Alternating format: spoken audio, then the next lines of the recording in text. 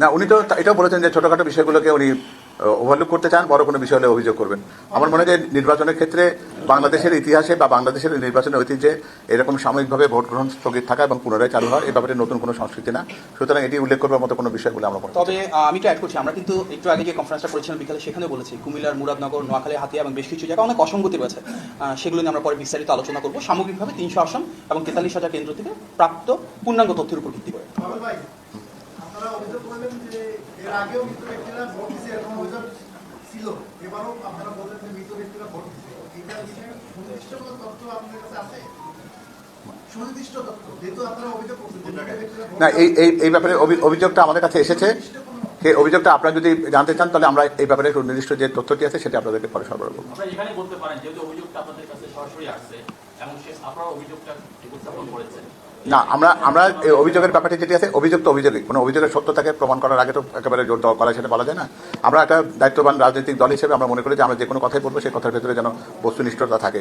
এটি অভিযোগ হিসেবে এসেছে, আমাদেরকে পুরো বিষয়টিকে একটু যাচাই বাছাই করে আমাদের একটু সময় দিন, আমরা এই ব্যাপারে আপনাদেরকে পূর্ণাঙ্গ তথ্য দেবো।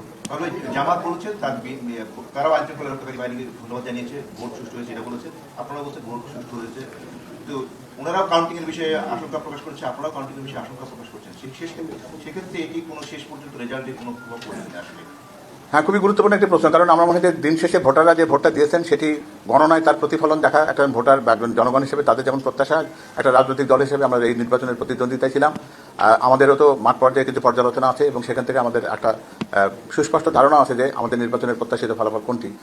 আমরা সেটিকে গভীরভাবে পর্যালোচনা করছি। আমাদের যারা এজেন্ট, যারা গণনার সাথে সংশ্লিষ্ট থাকবেন তাদেরকে আমরা সজাগ দৃষ্টি রাখতে বলেছি, কারণ আমরা জানি যে এর আগে বেশ কিছু বিষয় এই গণনার সাথে জড়িয়ে থাকে। যেমন কখনো কখনো এমন হয় যে প্রদত্ত ভোটের সাথে ব্যালটের সংখ্যার গরমিল হয়, অনেক ব্যালটের পেছনে প্রিজাইডিং অফিসারের সই স্বাক্ষর থাকে না, অনেক ক্ষেত্রে কোনো বান্ডিল যেটা 100টা হয় সেখানে কোনো জায়গায় 110কে 100 গোনা হয়, আবার কোনোটাতে 90কে 100 করা হয়।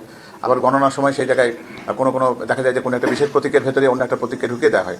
একটা বিষয় আপনাদের বোধহয় পরিষ্কার মনে রাখা দরকার যে প্রিজাইডিং অফিসার এবং তার সাথে যে পোলিং অফিসার তারা মিলে কিন্তু কয়েকজন ব্যক্তি একসাথে অনেকগুলো ব্যালটগুলোকে একখানে করে কিন্তু স্তূপাকার জায়গা থেকে এগুলোকে বেছে বেছে করেন। এবারে চ্যালেঞ্জটা আরেকটু বেশি, কারণ এখানে একই বাক্সের ভেতরে কিন্তু 2 রকম ব্যালট ফেলা হয়েছে, যেটা গণভোটের ব্যালট আবার একটা জাতীয় সংসদ নির্বাচনের ব্যালট। এবং গণনার সেই ব্যাপারে জায়গাতে আমাদের এজেন্টের পক্ষ থেকে শুধুমাত্র একজন এজেন্টই থাকবেন। তো সুতরাং এই জায়গাতে তীক্ষ্ণ দৃষ্টি রাখাটা কঠিন, এবং বাংলাদেশের অনেক জায়গা আছে যেখানে আলোর স্বল্পতা রয়েছে, বিদ্যুৎ বিভ্রাট হওয়ার আশঙ্কা আছে। সেই চ্যালেঞ্জগুলোকে মাথায় রেখে কিন্তু এই কথাটা বলা হয়েছে। ধন্যবাদ।